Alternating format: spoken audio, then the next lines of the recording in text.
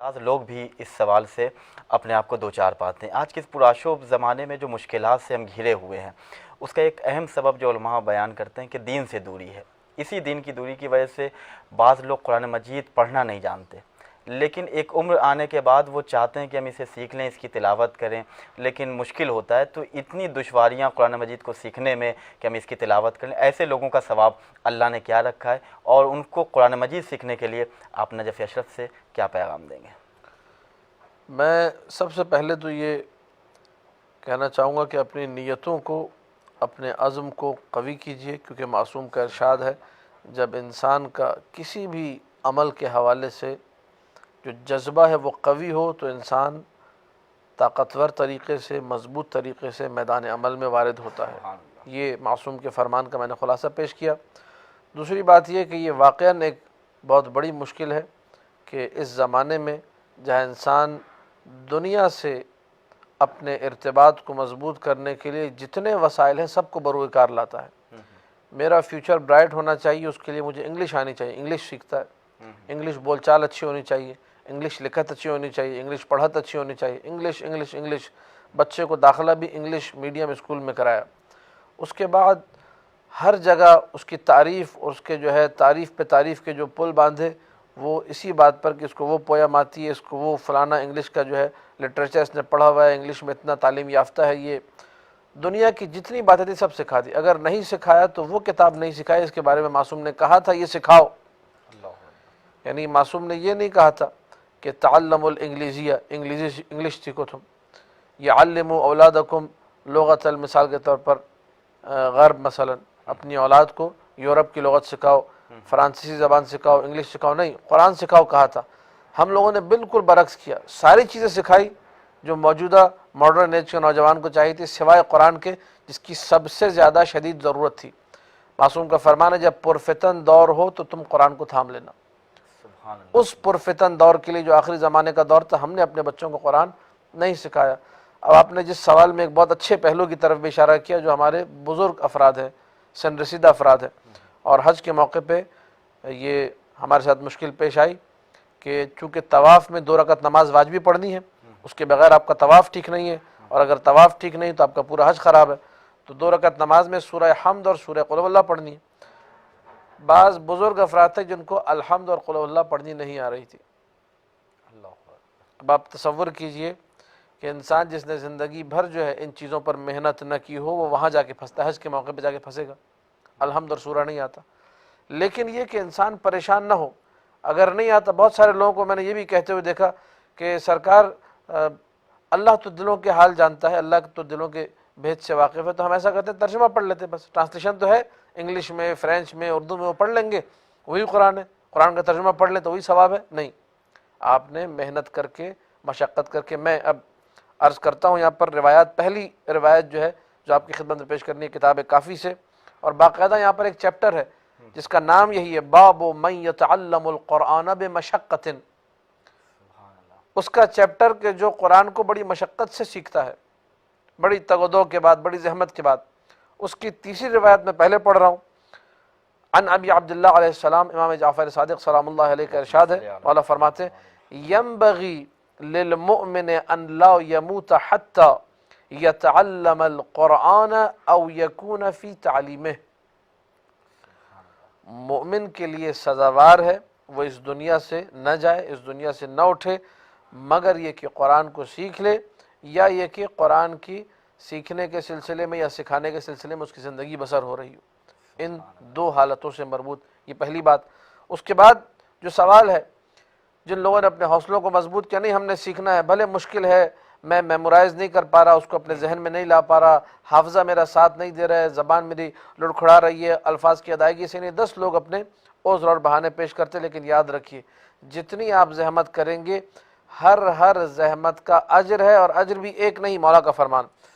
پھر امام جعفر صادق سلام اللہ علیہ کا ارشاد ہے، ان الذی یعالج القرآن، وہ جو قرآن میں مشغول رہتا ہے، وَيَحْفَظُهُ بِمَشَقَّةٍ، اور اسے بڑی مشقت کے ساتھ، بڑی زحمت کے ساتھ حفظ کرتا ہے، وَقِلَّةِ حِفْظٍ، لیکن اس کے حافظہ بھی جو ہے قلیل ہے، یاد نہیں کر سکتا، پھر بھی کوشش کرتا نہیں میں نے یاد کرنا ہے، الحمد یاد کروں، قل ہو اللہ یاد کروں، اور سورہ یاد کروں، تاکہ یہ بروز حشر میرے کام آئے۔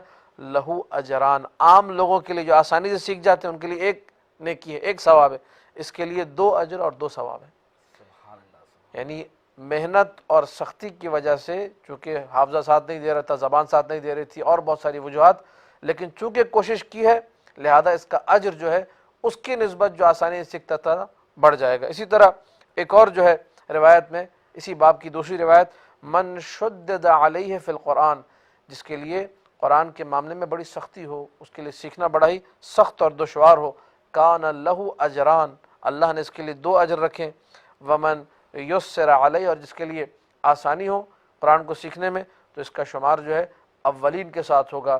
لیکن یہ جو شخص ہے جو انتہائی سخت جو ہے دشواری کے باوجود بھی قرآن سیکھ رہا ہے، اللہ سبحانہ و تعالیٰ نے اس کے انعام میں، اس کے اکرام میں اضافہ کیا، ایک کی جگہ اس کے لیے 2 ثواب قرار دیے ہیں۔ سبحان اللہ سبحان اللہ۔ محترم ناظرین، عظمت قرآن مجید کے حوالے سے یہ پروگرام جو ماہ مبارک رمضان کی خصوصی نشریات میں شامل ہے آپ کی خدمت میں پیش کیا جا رہا ہے۔ وقت سحر کا ہے، دسترخوان سحر پہ آپ بیٹھے تھے، اللہ کی عبادت میں مصروف تھے، نماز آپ نے پڑھی ہوگی، اللہ کی بندگی میں اپنے سر تسلیم خم کر کے اللہ سے آپ نے مناجات اور دعا کی ہوگی۔ دعا کریں کہ اللہ حاضر ٹی وی کو بھی توفیق سے نوازے تاکہ اس سے بہتر انداز میں ہم پروگرام پیش کریں۔ ہمارے خوبصورت اور محترم ناظرین پروگرام دیکھ رہے ہیں، خوش نصیب کالر ہمارے ساتھ ہیں۔ السلام علیکم ورحمۃ اللہ، اپنا تعارف پیش کیجیے، کیا کہنا چاہتے ہیں آپ؟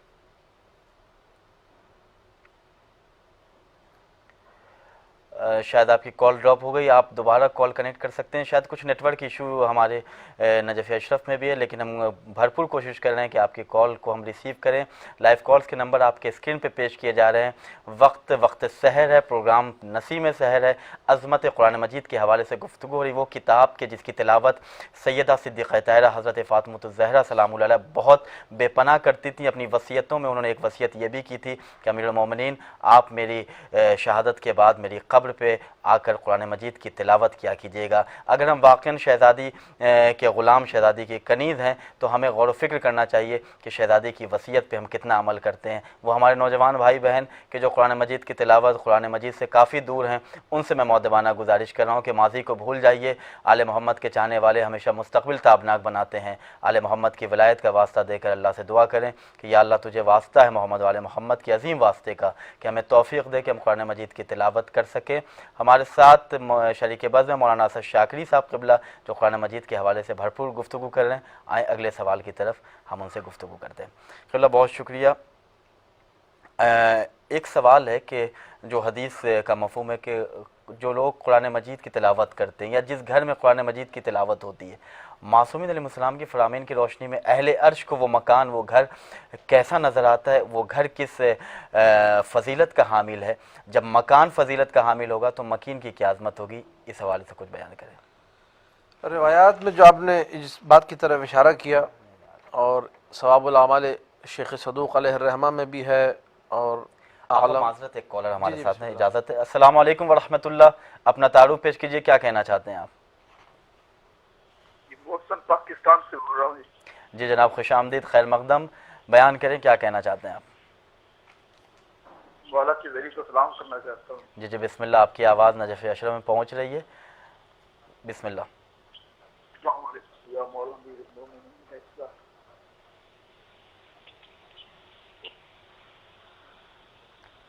آپ کی آواز آ رہی ہے، آپ زیارت پڑھتے رہیں،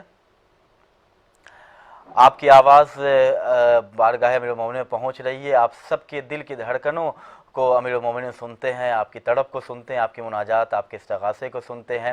ہمارا یہ شرف ہے، ہماری خوش نصیبی، ہماری یہ سعادت ہے کہ ہم ایسے شخصیتوں، ایسے ذوات مقدسہ، ایسے انوار الہی کے ماننے والے ہیں کہ جو نہ صرف یہ کہ سامنے والوں کے سوال کو سنتا ہے بلکہ سامنے والوں کے دل کی تحریروں کو بھی پڑھ لیتا ہے۔ اللہ کا بے پناہ شکریہ کہ انہوں نے اہل بیت علیہ السلام کی ولایت کے ساتھ اللہ نے ہمیں خلق کیا، امیر المومنین علی بن ابی طالب علیہ السلام کی ولایت اور محبت کے ساتھ ہمیں خلق کیا، لہٰذا ہمارا جو ہماری رسپانسبلٹی اور ذمہ داری ہے یہ بھی بڑھ جاتی ہے کہ ہم ایسی شخصیتوں کے ماننے والے ہیں، ہمارا کردار کیسا ہونا چاہیے۔ نیکسٹ کالر ہمارے ساتھ ہیں۔ السلام علیکم ورحمۃ اللہ، اپنا تعارف پیش کیجیے، کیا کہنا چاہتے ہیں آپ؟ شاید آپ کی بھی کال ڈراپ ہو گئی. بہرحال ہم مولانا صاحب شاکری صاحب سے ایک سوال کرنا چاہتے ہیں. قبلہ قرآن مجید کی تلاوت جس مکان میں جس گھر میں ہو، اہل عرش کو وہ گھر کیسا نظر آتا ہے؟ اس حوالے سے کیا کہیں گے؟ یہ حدیث ہی میں سے جسے کہا جائے ایک اقتباس ہے اور بڑا ہی کمال کا جملہ ہے، اور ناظرین میں سمجھتا ہوں کہ لطف اندوز ہوں گے اس تعبیر سے. امام جعفر صادق سلام اللہ علیہ کا ارشاد گرامی ہے، ان البیت اذا کان فیہ المرء المسلم یتلو القرآن. سبحان اللہ. اگر وہ گھر کے جس میں مرد مومن، مرد مسلم جو ہے تلاوت قرآن کر رہا ہو، یتراءہ اہل السماء کما یتراء اہل الدنیا الکوکب الدری فی السماء. جیسے میں اور آپ زمین سے آسمان پر جگمگاتے ستاروں کو دیکھتے ہیں، اگر زمین سے میں آسمان کی طرف دیکھوں مجھے ستارے اس تاریک آسمان میں بالکل الگ الگ جگمگاتے ہوئے دکھائی دیتے ہیں. اسی طریقے سے آسمان سے جو عرش نشیں ہیں، جو ملائکۃ اللہ ہیں، جو حملہ عرش ہیں، جو فرشتگان الہی ہیں، جب وہ زمین کی طرف دیکھتے ہیں تو زمین پر ستارے کون ہیں؟ وہ گھر ہیں کہ جہاں تلاوت قرآن ہوتی ہے. سبحان اللہ. وہ بالکل ویسے ہی جگمگاتے ہوئے آسمان والوں کو دکھائی دیتے ہیں جس طرح زمین والوں کو آسمان پہ ستارے دکھائی دیتے ہیں. یہ شرف ہے اس گھر کا جس گھر میں قرآن مجید کی تلاوت ہو رہی ہے. سبحان اللہ، زندہ باد. بہت بہت شکریہ آغا. ایک سوال یوں بھی ہے کہ قرآن اگر کسی کو یاد ہے، قرآن اگر کسی کو حفظ ہے، تو دیکھ کر پڑھنا زیادہ فضیلت رکھتا ہے یا حفظ سے پڑھنا، یعنی ہمیں یاد ہے ہم یوں ہی پڑھ رہے ہیں؟ اس حوالے سے آپ کیا کہیں گے؟ ہمارے پاس ایک نہیں بے شمار میں سمجھتا ہوں روایات موجود ہیں جو میری نگاہوں سے گزری ہے، مطالعے کی کمی کے باوجود اور بساط علمی میں کمی کے باوجود. وہ بھی بہت زیادہ روایات ہیں جس میں یہ چیز وارد ہوئی ہے کہ انسان اگر اپنی نگاہوں سے فائدہ اٹھانا چاہتا ہے، اپنی بصارت کو بڑھانا چاہتا ہے، یعنی قرآن کے فوائد میں سے جو کہ مادی فوائد ہیں، معنوی فوائد بے شمار، مادی فوائد میں سے جو ظاہری ہمارے بدن اور جسم سے تعلق رکھتے ہیں، ان فوائد میں سے ایک فائدہ یہ ہے کہ اگر آپ چاہتے ہیں کہ آپ کی بصارت قوی رہے، آپ کو کبھی اینک نہ لگانی پڑے، آپ چشمے سے جو ہے انشاءاللہ محفوظ رہیں اور آپ کی بصارت ہمیشہ قوی رہے، تو مسلسل قرآن کو دیکھتے رہیے. قرآن کو دیکھنے کا ثواب یہ ہے کہ انسان کی نگاہیں جو ہے وہ مضبوط رہتی ہے، انسان کی بصارت جو ہے وہ قوی رہتی ہے. اس کے بعد معصوم نے جب کسی نے یہ معصوم کے سامنے عرض کیا کہ مولا ہم قرآن کو پڑھتے ہیں، تو کہا کہ دیکھ کر پڑھو، دیکھ کر پڑھنے کا جو ثواب ہے وہ حفظ کے ساتھ پڑھنے سے کہیں زیادہ ہے. بہت شکریہ آغا. ایک کالر ہمارے ساتھ بالکل. ہے. بسم اللہ. السلام علیکم ورحمۃ اللہ. اپنا تعارف پیش کیجیے، کیا کہنا چاہتے ہیں آپ؟ وعلیکم السلام ورحمۃ اللہ وبرکاتہ. لبیک یا رسول اللہ، لبیک یا امام، لبیک حبیبی فاطمہ معصومہ قوم، شہنشاہ ولایت کائنات کے مشکل کشا علی ابن ابی طالب علیہ السلام کی عظمت پر اپنی طرف سے، اپنے اہل خانہ کی طرف سے، اپنے عزیز و قربا کی طرف سے اور ناروال شہر کے تمام مومنین و مومنات کی طرف سے بے حساب درود و سلام پیش کرتی ہوں. رمان بھائی السلام علیکم. وعلیکم السلام. انتہائی قابل احترام مولانا صاحب السلام علیکم. رمان بھائی نروال سے مسی شعبہ بات کر رہی ہوں. خوش آمدید. پروردگار عالم آپ کی اور مولانا صاحب کی توفیقات خیر میں اضافہ فرمائیں اور اس کی رحمتوں، برکتوں اور بخششوں کو سمیٹنے کی توفیق عطا فرمائیں. اے میرے کریم پروردگار، ہمیں ماہ رمضان مبارک کے روزے رکھنے کی اور اس کے ایک ایک لمحے، ایک ایک سانس سے بھرپور استفادہ حاصل کرنے کی توفیق عطا فرما. قرآن کے حوالے سے بات ہو رہی ہے، پروردگار عالم آپ کو جزائے خیر دیں. آپ کی اجازت سے یہی کہوں گی، رسول پاک ارشاد فرماتے ہیں جو شخص اپنی اولاد کو قرآن کی تعلیم دے، خدا روز قیامت اس کے والدین کو عزت کا تاج پہنائے گا اور جنت کا وہ لباس عطا فرمائے گا جس کو کبھی کسی نے نہ دیکھا ہوگا. اے میرے کریم پروردگار، ہمارے بچوں کو قرآن پاک کی معنی مفہوم کے سمجھ کر پڑھنے کی توفیق عطا فرما. اس دور میں کبھی ایمان نہ ہوتا، آغوش میں مسلمان سے جو قرآن نہ ہوتا، دنیا نہ سمجھ پاتی کبھی کربلا والوں کی پیاس. ان 12 مہینوں میں اگر ماہ رمضان نہ ہوتا، مجل ولی کل فرج. رمان بھائی بہت بہت شکریہ، جزاکم اللہ. خداوند کریم آپ کی نیک توفیقات میں اضافہ فرمائے.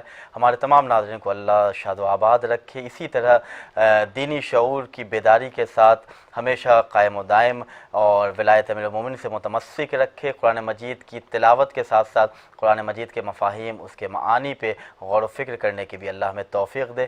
عظمت قرآن مجید کے حوالے سے گفتگو ہو رہی ہے، قرآن مجید کے فضائل بیان کیے جا رہے ہیں معصومین علیہ السلام کی فرامین کی روشنی میں۔ ہم اس حسین کے ماننے والے ہیں کہ جو نوک نیزے پہ بھی قرآن مجید کی تلاوت کرتا رہا اور ساری دنیا کو یہ پیغام دیتا رہا کہ انی تارک فیکم الثقلین کتاب اللہ و اطرتی کی ہم ہی اصل تفسیر ہیں۔ مولانا صاحب شاکری صاحب کیا بیان کر رہے ہیں عظمت قرآن مجید کے حوالے سے؟ آئے مزید ان سے ہم سوال کرتے ہیں۔ جی آقا آپ بیان کر رہے تھے، میں چاہ رہا ہوں کنٹینیو۔ میں چاہ رہا تھا کچھ اور روایتیں اسی سوال کے حوالے سے عرض کر دوں کہ گھر میں جو قرآن ہوتا ہے، کیونکہ یہ بھی اب ایک مشکل بن چکی ہے کہ دین کے ٹھیکیدار اور دین کے نام پر جو ہے گمراہیاں پیدا کرنے والے اور دین کے بسا اوقات شعائر کا مذاق اڑانے والے بہت زیادہ لوگ ہو گئے ہیں، جو چھوٹی چھوٹی باتوں پہ نکتہ چینی کرتے ہیں اور اسے نام دیتے ہیں کہ جی ہم تبلیغ کر رہے ہیں۔ مثلا مثال کے طور پر میں ایک مثال اس کی عرض کروں گا کہ گھر میں مثلا کسی نے کہا کہ جی گھر میں آیت الکرسی لگانے کا کوئی فائدہ نہیں ہے، گھر میں آیا و یکاد لگانے کا کوئی فائدہ نہیں ہے، گھر میں قرآن رکھنے کا کوئی فائدہ نہیں ہے۔ اچھا، اس کو نام تبلیغ کا وہ ایسے دیتے ہیں کہ جی آپ قرآن پڑھیں تو فائدہ ہوگا، رکھنے کا کوئی فائدہ نہیں ہے۔ یہ جو بات ہے کہ گھر میں رکھنے کا کوئی فائدہ نہیں ہے، جب تک آپ اس کو پڑھیں نہ، پڑھنے کا یقیناً ثواب ہے، قرآن میں اگر آپ نے گھر میں رکھا اس کا بھی ایک ثواب ہے جو کہ روایات ہی میں ذکر ہوا۔ یہ بات ہم اپنی طرف سے نہیں کر رہے، معصومین کے فرامین کی روشنی میں کر رہے ہیں۔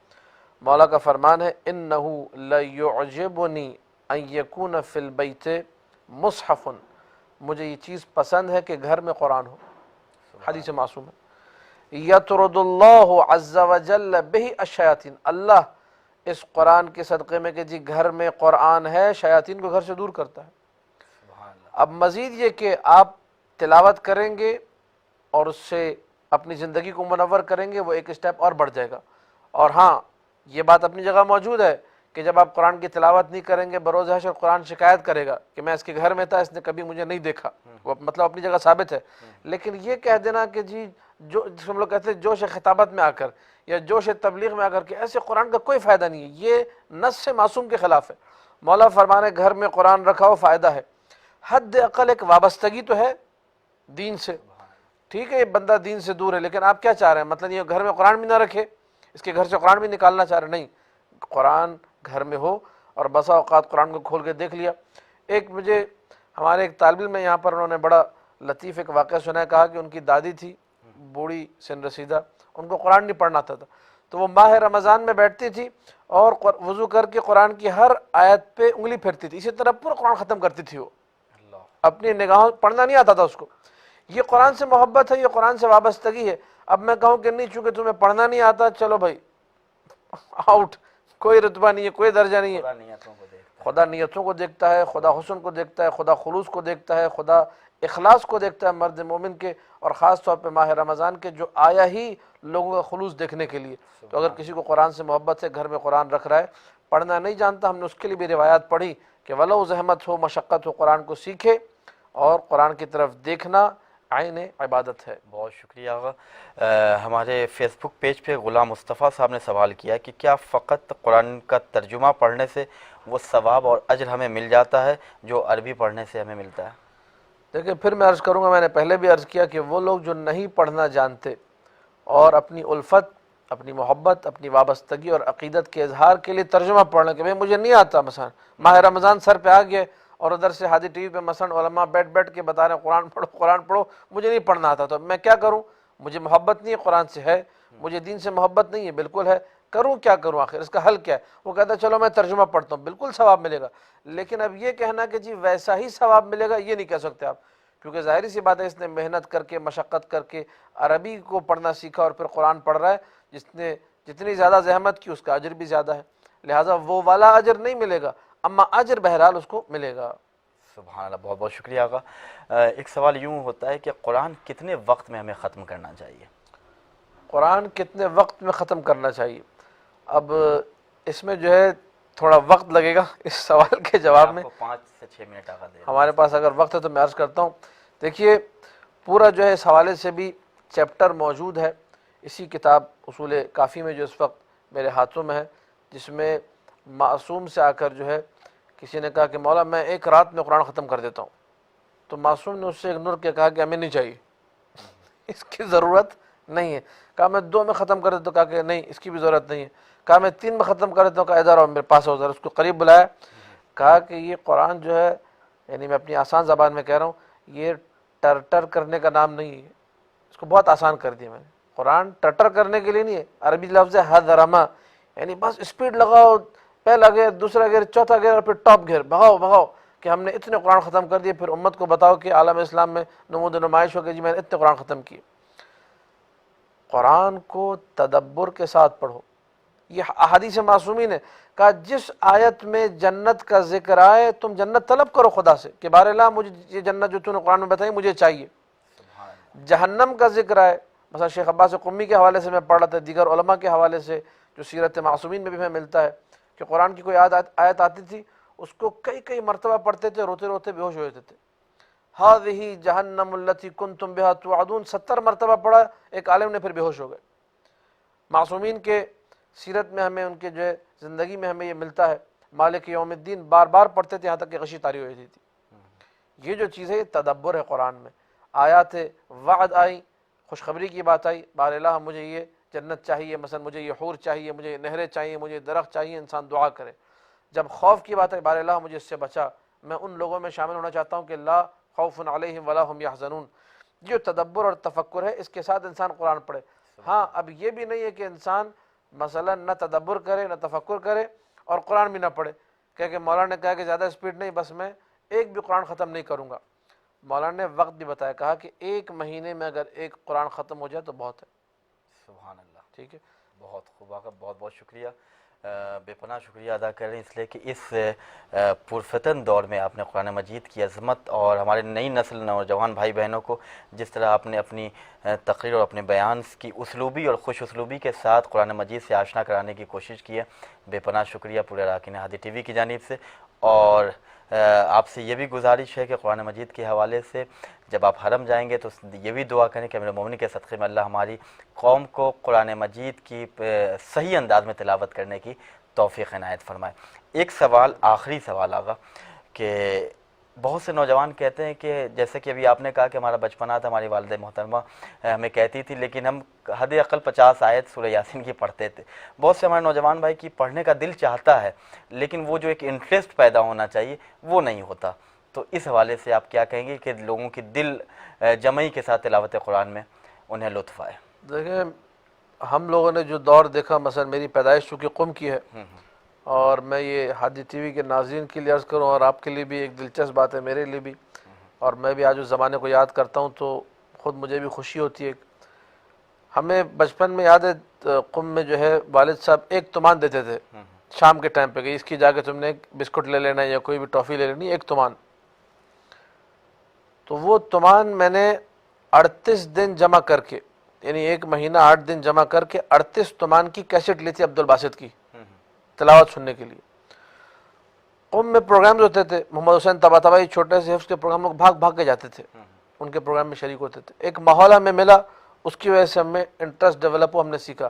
آج آپ کو اگر قرآن کے حوالے سے دلچسپی پیدا کرنی ہے، ہادی ٹی وی کا مثلا یہ پروگرام ہے، اس کو دیکھیے، اس میں دلچسپ باتیں ہوئیں، فرامین معصومین بیان ہوئے، اور قرآن کی جو محفلیں ہو رہی ہیں پاکستان میں بہت سارے دیگر مقامات پہ قرآنی باقاعدہ محافل ہوتے ہیں، یہاں پہ قرآ کو بلا کے قرآن کی تلاوت کرائی جاتی ہے۔ کراچی شہر میں ہمارے ماشاءاللہ مجاہد قدیم الایام سے عزا خانہ زہرا ہے مثلا، خراسان ہے مثلا، جو ہمارے قریبی ایریاز ہے سولجر بازار کے، وہاں پہ ہر جگہ قرآن خوانی کی محفل ہوتی تھی، رات 11 بجے میں سب آگے بیٹھ کے قرآن کی تلاوت کرتے تھے، یہاں حرم میں ہوتی تھی قرآن کی تلاوت۔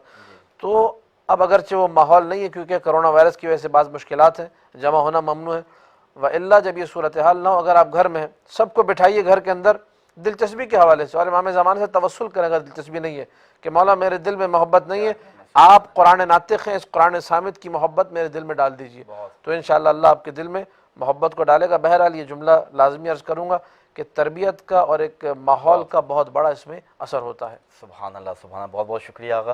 خدا کی بارگاہ میں دعا گو ہیں کہ خدا کی لطافتیں آپ کے شامل حال رہیں، اسی طرح فرامین معصومین علیہ السلام کی روشنی میں آپ دین اسلام کی خدمت کرتے رہیں۔ محترم ناظرین، پروگرام نسیم سحر آپ کی خدمت میں نجف اشرف کی عظیم سرزمین سے پیش کیا جا رہا ہے۔ ماہ مبارک رمضان کے یہ خوبصورت سے لمحات ہیں کہ جس میں ہم ابھی سانس لے رہے ہیں، اللہ کی بارگاہ میں دعا کرتے ہیں، آپ دست سے دعا بلند کریں۔ روزانہ میں گزارش کرتا ہوں کہ جب بھی ہادی ٹی ٹی وی کا پروگرام آپ نجف اشرف سے لائیو دیکھیں تو آپ صلوات پڑھتے ہوئے، تاکہ جب اختتام میں صلوات آپ کی تسبیح کے طور پہ اگر مکمل ہو تو اپنے وقت کے امام کی خدمت میں پیش کریں، تو پروگرام کے ساتھ ساتھ ہمارا ایک رشتہ ہمارے وقت کے امام سے بھی قائم ہو سکے، اور یہی ہماری زندگی کا ہدف، ہماری زندگی کا مقصد بھی ہونا چاہیے کہ ہم اپنے وقت کے امام کی معرفت حاصل کریں۔ آج بہت سے کالر جنہوں نے ہمیں کال کیا، لیکن کچھ ایسے پرابلم جو ٹیکنیکل پرابلم تھے، ہم آپ کے کال کو ریسیو نہیں کر سکے، لیکن ہم آپ کی خدمت میں ایک تحفہ پیش کر رہے ہیں کہ آپ ہمارے فیس بک پیج پہ جو ہادی ٹی وی چینل کے نام سے اس کو سبسکرائب کریں، اور ہمارے پروگرام کے نیچے آپ اپنا نام، اپنے مرحومین کا نام آپ لکھ دیں۔ انشاءاللہ حرم امیر المومنین میں ہم آپ سب کی طرف سے نائب الزیارہ رہیں گے، آپ کے مرحومین کی طرف سے، اور انشاءاللہ کل کے پروگرام میں ہم حتی المقدور حتی الامکان کوشش کریں گے کہ ہمارا یہ پرابلم جو ہے وہ سولو ہو جائے، اور آپ کی آواز جوار امیر المومنین کے فضائے بسیط میں گونجے، آپ کی آواز، آپ کی دعا، آپ کے استغاثے کو خداوند کریم امیر المومنین تک پہنچائے۔ اور سب سے اہم دعا ہم دعا کرتے ہیں، دست دعا بلند کرے کہ یا اللہ تجھے واسطہ ہے اس عظیم مہینے کے خوبصورت لمحات کا، تجھے واسطہ اس عظیم مہینے کا کہ جس میں تو نے کہا ہے کہ اے میرے بندو مجھ سے دعائیں مانگو، میں تمہاری دعاؤں کو قبول کروں گا۔ تو نے اس مہینے اپنے رحمت کے دروازے کھول دیے، تو نے برکتوں کے دروازوں کو کھول دیا، تو نے اپنے بندوں کے گناہوں کو بے پناہ معاف کیا۔ تو وعدہ کر رہا ہے کہ میں جہنم کے دروازوں کو اس مہینے میں نے بند کر دیا ہے۔ تیری بارگاہ میں عظیم دعا ہے، عظیم واسطوں کے ذریعے دعا ہے کہ جہاں جہاں بھی مومن مومنات زندگی گزارے ان کی جان مال، عزت، آبرو، ناموس اور ایمان کی حفاظت فرما۔ تو یہ واسطہ ہے تیرے ولی حضرت علی علیہ السلام کا کہ دور حاضر کی وبا جو کرونا وائرس ہے اس سے پوری دنیا کو نجات دے۔ جو حضرات بیمار ہیں، خصوصاً وہ ناظرین جنہوں نے دعا کی گزارش کی ہے، ان سب کو بیمار کربلا کے صدقے میں شفائے کاملہ و عاجلہ عنایت فرما، اور ہم تمام اراکین